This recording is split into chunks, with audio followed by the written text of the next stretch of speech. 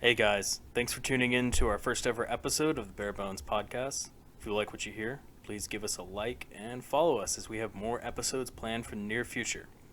If you'd like to contact us, leave a comment saying what you thought or send us an email at barebonespodcast@gmail.com. And now, time for the show.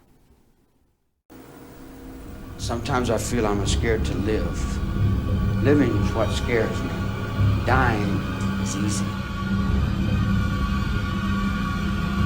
This is the Bare Bones Podcast. We are synced. Bring up my script. Alright. Did we decide on an actual name that we're gonna give this? Not yet. I kind of think I'm just gonna go with Bare Bones. I kind of like that. It's easy. It's a very nice, pleasant. What is this? A Monday afternoon that we're recording?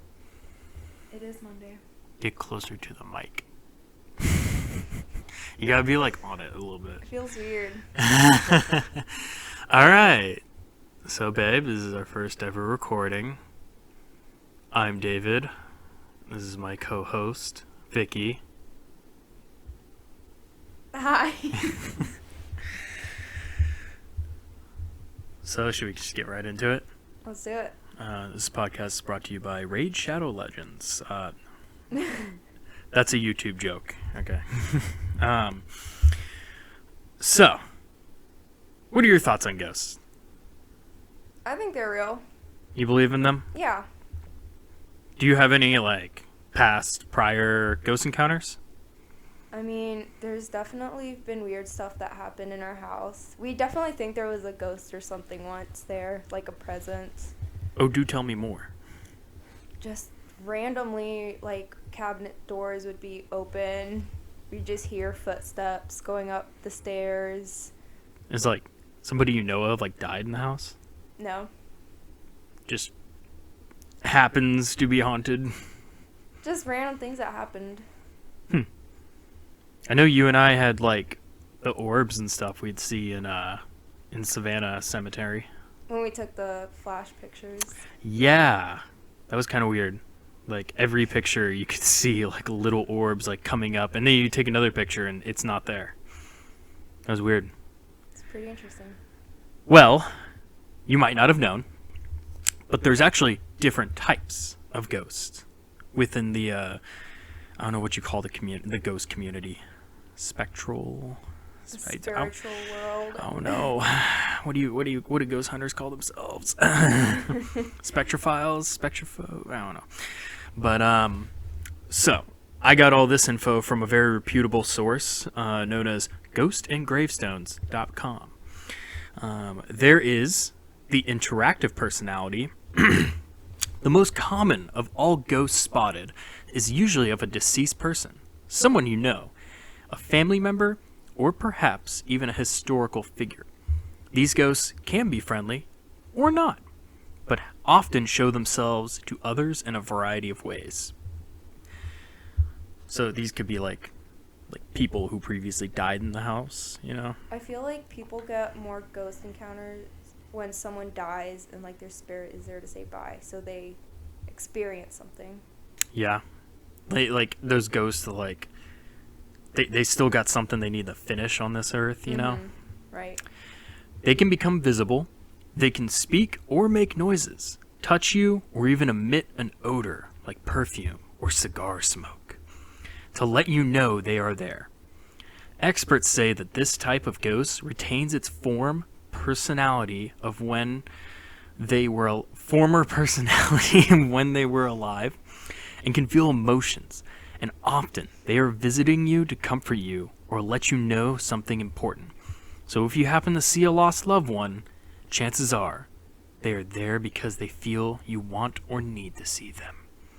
So once again, it's like that somebody passed on and they kind of have something unfinished still on Earth, you know? I don't think you actually want to see a ghost, though, 'cause that's scary. Yeah, I don't think I've ever, heard ghost shit going on. And I was just like, oh, it's Uncle Steve. All right. Yeah. The next one on our list is the ectoplasm. The ectoplasm. Ever seen a mist or fog that almost looks like it's swirling? If so, you may be witnessing what paranormal investigators deem as the ectomist, or ghostly mist. This vaporous cloud usually appears several feet off the ground and can move swiftly or simply stay still, almost like it's orbiting. These ghostly encounters have been captured on many videos and in photographs and can be white, gray, or even black. I don't know why I said that with so much venom. Although they can simply appear this way, linger, then move away quickly, sometimes... Can you tell I didn't really practice reading these beforehand? We're just going for it. This is very improv. Sometimes ectoplasms appear before becoming a full-bodied apparition. Many people have witnessed them outdoors, in graveyards, battlefields, and historical sites. So from my understanding on this, it's basically like a cloud of energy that you see. But like, we'll talk about a little bit later on, orbs. And honestly, they kind of sound like the same thing as orbs. I'm sorry if I trigger some like ghost enthusiasts out there, but like, kind of sounds like they're the same thing. Am I wrong? I mean, they kind of do, yeah. We'll read in the orbs in a sec. Next on our list, this is the poltergeist. More than just a movie. The evil one. So these are the ghosts that actually like throw shit at you. While many of us had heard the term before, a poltergeist is actually one of the rarest forms of hauntings, and to many, the most terrifying. Loud knocking sounds, lights turning on and off, doors slamming, or even fires breaking out mysteriously have all been attributed to this type of spiritual disturbance. Another frightening aspect of the poltergeist is that the event usually starts out slowly and mildly, then begins to intensify. And while many times poltergeist activity is harmless and ends quickly, they have been known to actually become dangerous. Some experts explain it as a mass form of energy that a living person is controlling unwillingly or unknowingly. Whatever the case may be, poltergeists have caught the attention of paranormal enthusiasts and experts, scientists, and many others who are just plain curious. So that's like, have you seen the movie Poltergeist? Yeah. Yeah. Love the original. Well, remember, they said that like sometimes they're controlled unknowingly. Remember, I think I'm remembering, right, in the movie, the ghosts are like summoned because the girl has like her first period. Am I wrong? I thought Poltergeist was like that. But it's something like, Think so. like they feed off the energy. Hold on, I'm looking this up because I swear that was like. Well, I know the house was built under. It was on the grave Indian site. burial ground, but then they use the energy of the fact that like it's like the emotional energy. Poltergeist. I might be super wrong. I swear. I thought they talked about that before on last podcast on the left.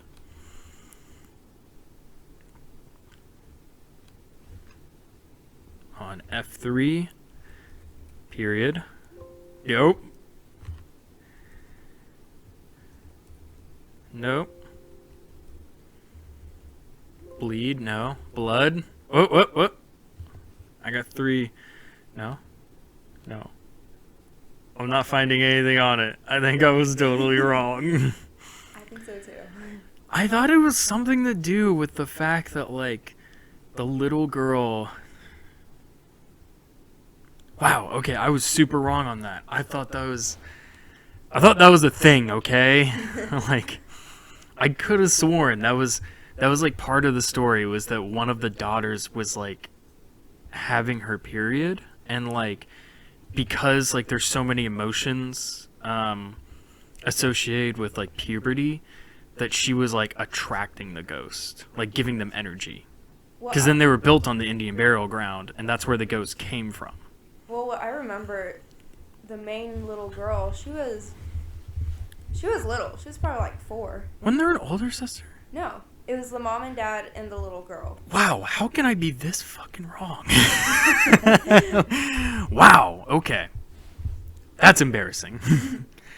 Well, the good news is I have a fun video for you to watch of labeled this video off YouTube called Poltergeist Activity Caught on Camera While Remodeling Home. In this cabinet found, and I think there's a squatter in this house. So he's a guy remodeling the house, Take it and in here. he's saying he thinks like somebody's living there because there's shit just messed up everywhere.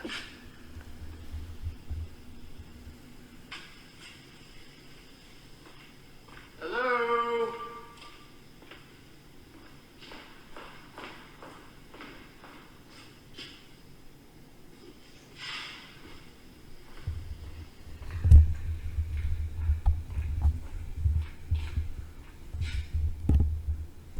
It's a nice house.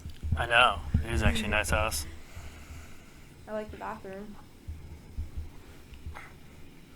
Okay, so it's in a little bit. You'll see it.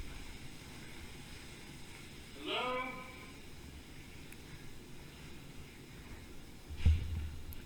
Watch. That's freaky. Yeah. Yeah, it just creeps open like that. Hello?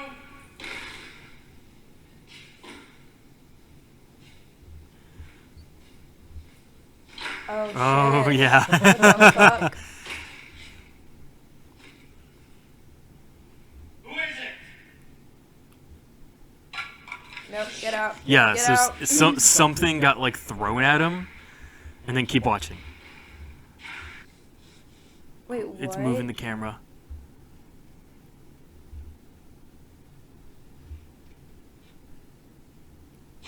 What the fuck? Yeah, it fucks with the camera.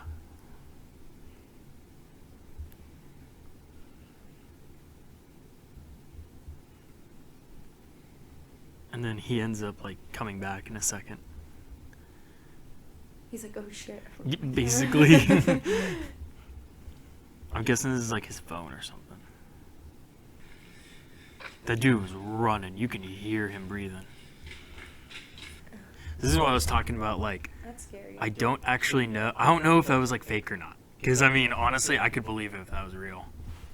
I mean, when he walked by the first time, you couldn't see the doors closed the first time or anything. Like, there was nothing that could have made them close. Yeah, I would have to watch it again, but I don't think the doors closed that first time. Like, there wasn't any wind or anything, you know what I mean? Yeah, there was definitely not any wind. It was just the door closed, almost like the ghost just being like, yo, motherfucker, like, I'm here. Like, there was so much force, too, like, when it shut. So, yeah, that's a poltergeist, and that's why they're called the noisy ghosts. Now, this next one we got is orbs. Orbs are probably the most photographed type of anomaly. As we can attest, we have lots of photographs of orbs. They appear as a transparent or translucent ball of light that is hovering over the ground. Many ghost hunters and guests on ghost and gravestones are surprised to see them in their photos. It is believed the orbs are the soul of a human or even an animal that has died and is traveling around from one place to another. The circular shape they take on makes it easier for them to move around and is often the first state they appear in before they become a full-bodied apparition. If you're lucky enough to capture an orb on video, you'll be amazed by how fast they can move. In photographs, they are usually white, but can be blue as well. And we have a video of orbs, too. This one's not as spooky. Or this entry just hovering in my living room. No one else was there. It wasn't a It is really freaky. It almost moves like a flying saucer. big to be a dust particle, splitting into several shapes. Look at that. There's like 3 of them. Definitely does not look like dust. Yeah, it doesn't look like a little dust particle, you know? Right. And while working his own street ministry. Oh, he's the police department's chaplain. I didn't even know that. This is I love his hand motions. the odd occurrence has certainly led to So, am I wrong? I feel like orbs and and ectoplasm are kind of the same thing. Right. Like, that was really embarrassing to watch. For all you listeners, all 5 of you listeners to this, she just dropped her mic on herself. I mean, to my defense, it is on a bed and Shut up. surface. Shut up. I'm in my 20s, still living with my parents, okay? So our final type of ghost, the funnel ghost. Most often spotted in homes or old historical buildings, the funnel ghost or vortex is frequently associated with a cold spot. So those are the ones like whenever you're walking through a place and you're like, oh, whoa, like it's cold all of a sudden. They usually take on the shape of a swirling funnel, and most paranormal experts believe they are a loved one returning for a visit or even a former resident of the home. Appearing as a wisp of light or a swirling spiral of light, they are often caught in photographs or on video. What I don't get is it sounds like most of these ghosts, they talk about that it's like a person who used to live there or a loved one visiting, but why do they take different forms? Like, why do they gotta be spooky and be like a funnel or a fucking orb when they could just be like, hey, yo, Vicky, it me, David, I'm not as dead as you thought I was. Maybe they're just different types of energies. I'm just saying, I'm less scared of a human face. Okay. Who would want to see a human face? If it was like just a floating human face by itself, pretty scary. That's freaky. But I'm talking about like a person, and you're not like floating or doing. If you're seeing the like, I don't know why it's like a thing in horror movies where they do the mouth that like opens unnaturally large. I think on Red Letter Media they call it the lawnmower mouth. Is it a ghost that just like do that? I Yeah. think that's still pretty scary. Yeah. Scarier than an orb flying around, you know? Yeah. But you know what else is scary? Haunted places. And we got a couple stories on a few of those. Our first one up apparently is actually like a sort of famous one. I had never heard of this before. The Alabama Furnaces haunting.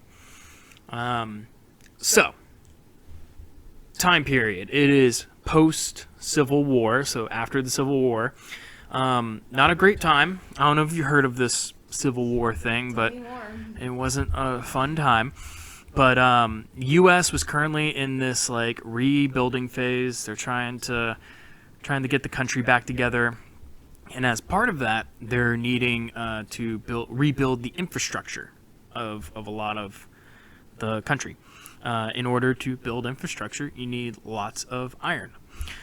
So this guy, Colonel James Withers Sloss, Sloss, started the Sloss Furnace in Birmingham, Alabama.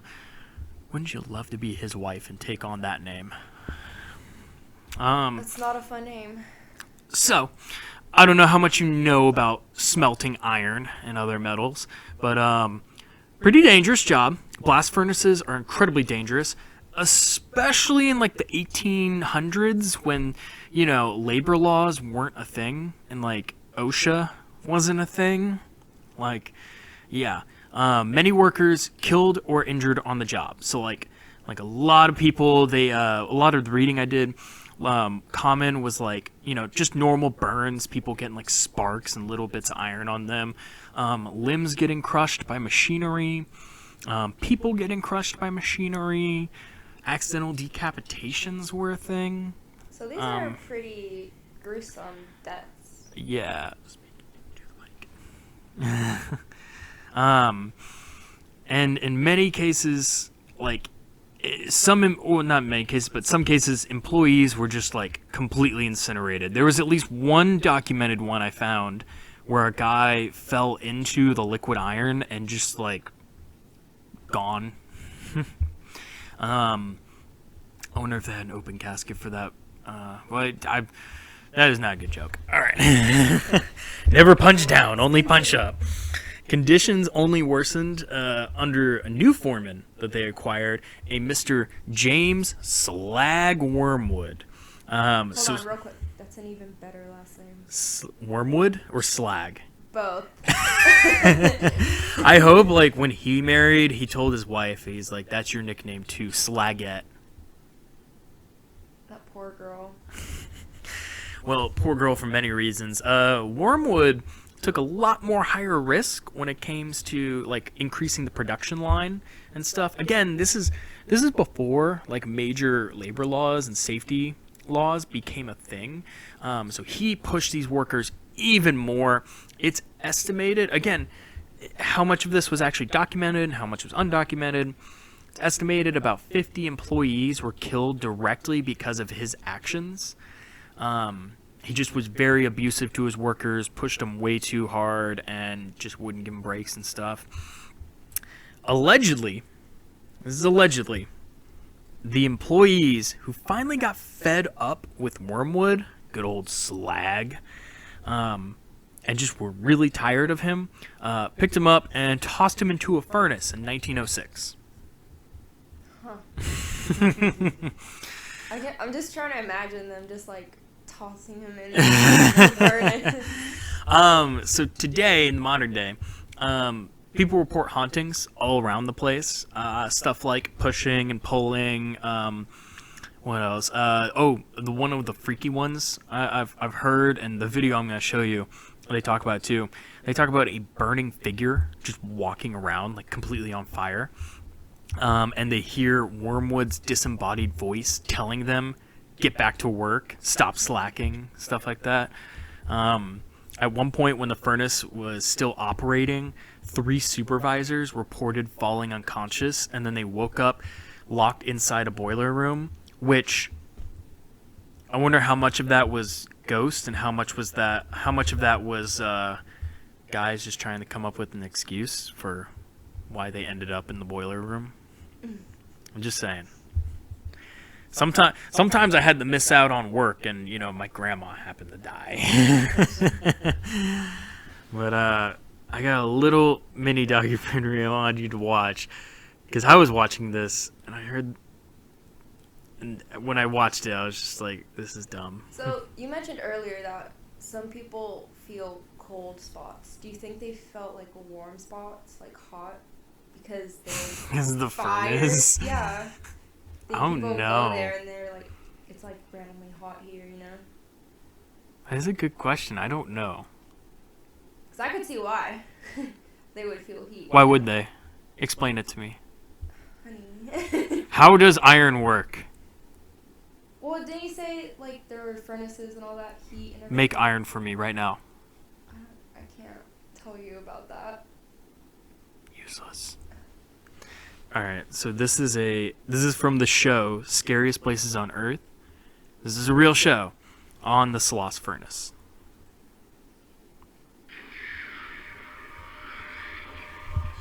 Imagine vats of molten metal registering 1,000 degrees. So, not her, but there's a lady. I want you to hear her voice. At Sloss Steel Mill, there were hundreds of ways to die, and hundreds did.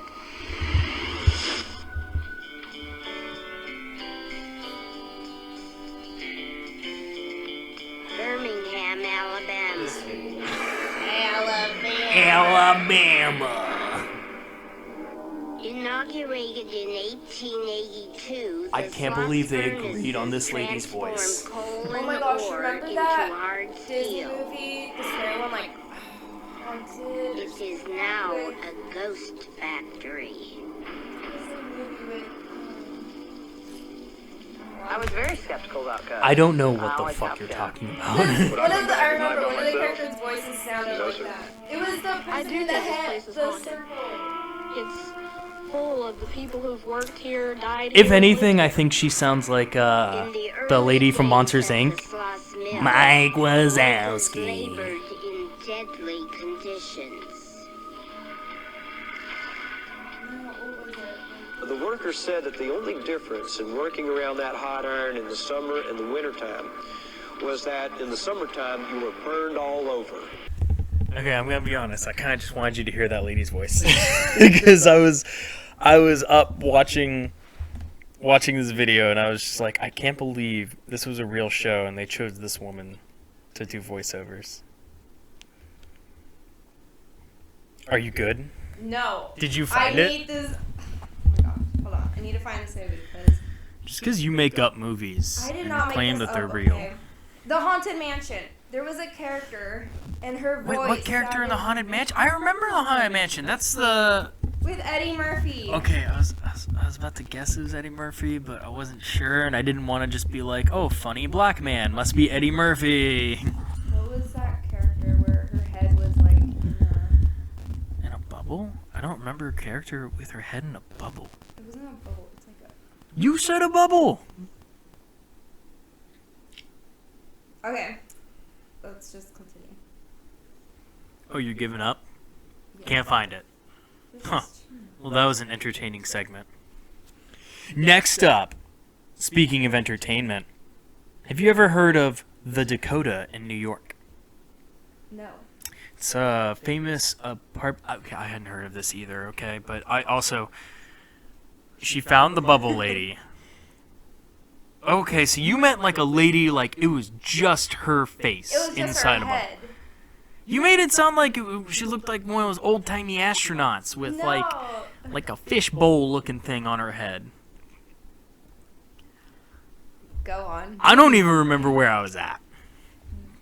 The Dakota. There you go. I had not heard of the Dakota, but I'm also like, I'm not one of those people that's like, oh my god, New York's the best thing ever. I know everything about it. The Dakota apartment building in New York City. So it's very famous for having a lot of rich and famous people living it. It's famous for being famous, you know.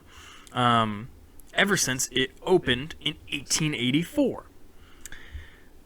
So, two of the famous residents who lived there were these two, you know, not very well-known artists. I don't know if you've heard of them. John Lennon and Yoko Ono. No, never heard of them. Okay. By the way, I was being sarcastic. That doesn't really come across on voice very well. Whatever. Moving on. So John, I can call him John, I was friends with him. He claimed on many occasions that he could spot a quote-unquote crying lady ghost wandering the halls. And another surprise, John Lennon, he was eventually killed, but he was actually killed like right outside the Dakota by Mark David Chapman. And side note, we should probably do like an episode on that sometime because Mark David Chapman is fucking crazy. So John Lennon was killed right outside the Dakota. After his death, Yoko claimed that one time she witnessed John's ghost sitting at the piano, and he told her, "Don't be afraid. I am still with you." Thoughts, feelings? It's hard to believe. You don't believe Yoko? What's hard to believe about it? I mean, compared to the last one where we talked about a fucking guy on fire just walking around an old building. It is what it is. Now there are like other tons of guys sound like a fucking sorority girl. There are other famous hauntings that we're not covering right now, such as the Bell Witch, the Amityville House, the Exorcism of Roland Doe. But I'm not covering those right now because this is kind of like a general episode on ghost hauntings and ghost encounters, and those honestly are big enough stories that like we would need to do like a whole episode on it. Especially like I'm really interested in the Exorcism of Roland Doe because like it's what inspired The Exorcist, which kind of inspired modern day ideas of Satan and the devil. Like I don't know, I think that's fucking interesting. You're playing with your ring. Yeah. But my next one we could possibly make into an episode. Honestly, the more I looked into this, the deeper this story kind of got on how weird it was. Not so much the ghost hauntings, but the actual like murder itself. Spoiler alert, this involves lots of child murder. I know how you feel on that. Let's continue. So, this next story is called the Villisca Axe Murder House. Villisca is a small town in Iowa, and this spot specifically is a very well-known tourist spot for ghost hunters and horror enthusiasts throughout Iowa. It's the only famous spot I really know of in Iowa, to be honest. Sorry, all my Midwestern friends. So, June 6, 1912. Well, time right now is 1912, right? There's the Moore family and 2 of their guests, altogether 6 children and 2 adults, murdered inside a house. There was Josiah, who was aged 43, Sarah, who was aged 39, and their 4 children, Herman Montgomery, very interesting name, Mary Catherine, age 10, Arthur Boyd, age 7, and Paul Vernon, age 5. Earlier in that time, Mary Catherine Moore had invited 2 of her friends to come over and stay. They were Ina May, age 8, and Lena Gertrude, age 12. They were both sisters from the Stillinger family. So that very evening, the family attended a service at their local Presbyterian church. They didn't, from the investigations found, they didn't return home until about sometime between 9:45 and 10 p.m. The next day, 7 a.m., their neighbor, Mary Peckham, became concerned when she saw no movement from the house. Mary went over to next door. She knocked on the door several times and tried to open it when she got no response. But it was locked. She couldn't get in the house. Mary's trying. She can't get in the house. She's a nosy neighbor. I mean, it makes sense that someone's house is locked. She's just trying to make sure they're okay. 7 in the morning. 7 in the morning. It's a little late. People are still sleeping. That's a little late, all right? Some people have to wake up at 6 a.m. for work, okay? What work? Shut up. Mary let the Moore... She was a nice neighbor, and she went ahead and let their chickens out, and then she ended up calling Josiah's brother, Ross, to come and help. So Ross came over. He had a copy of the house key, and he ended up unlocking the door, and he entered. He ended up telling Mary, hey, nosy neighbor, stay back. I'm a big, strong man, all right? I got this. I'm going to say something. Ross entered the parlor, and he ended up finding the bodies of Ina and Lena both inside the bed. Their skulls caved in. He called back to Mary for her to get the local peace officer.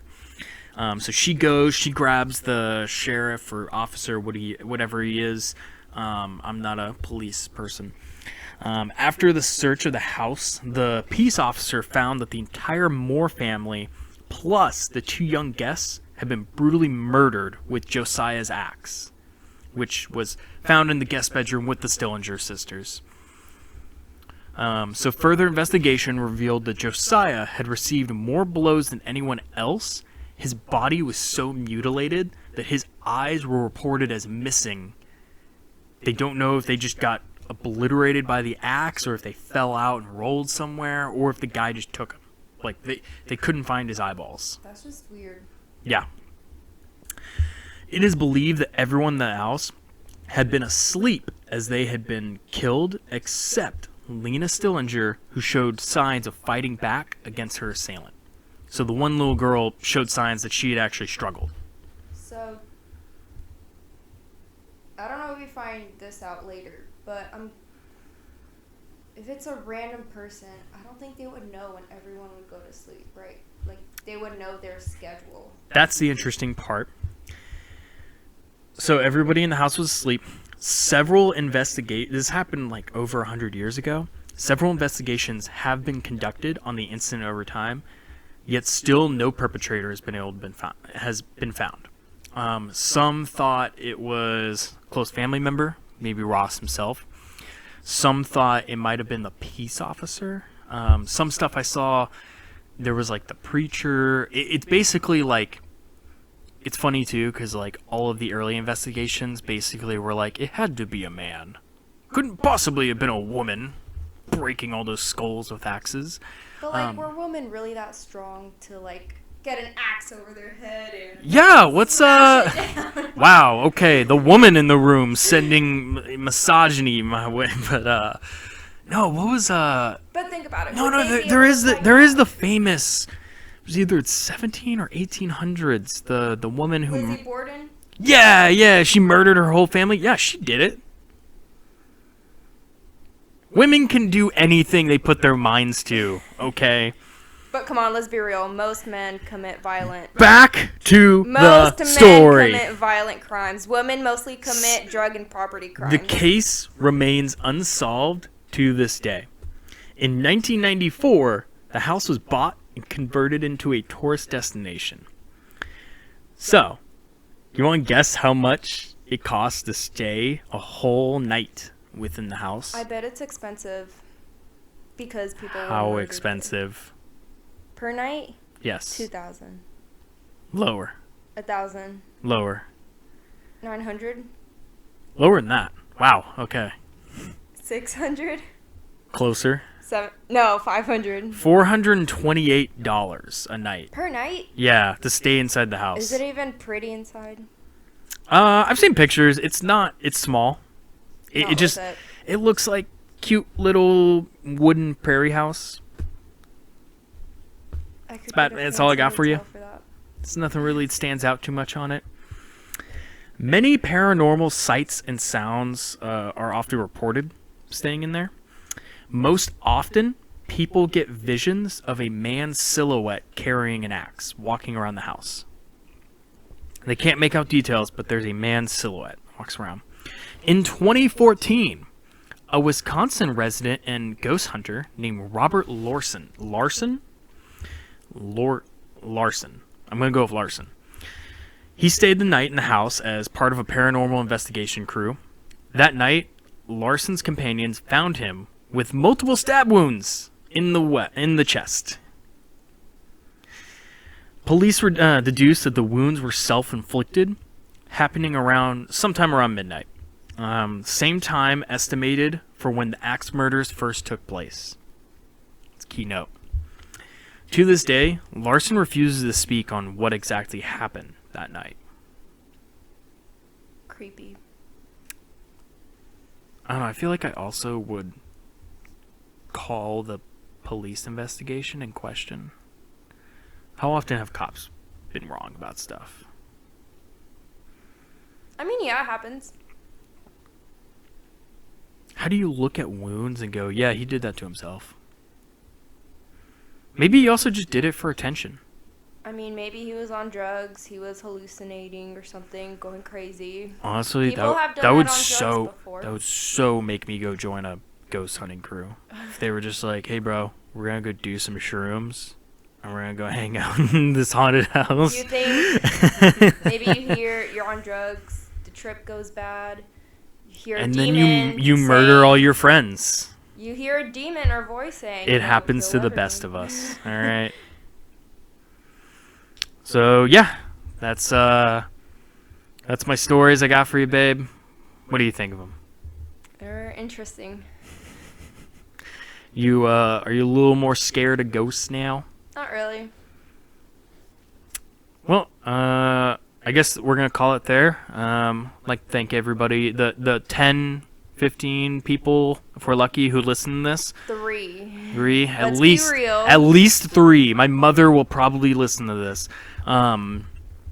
Yeah, thank you for tuning in. This has been Bare Bones Podcast, our first time ever doing this, and I don't know if it's obvious, but kind of improv'd. It is what it is. All right.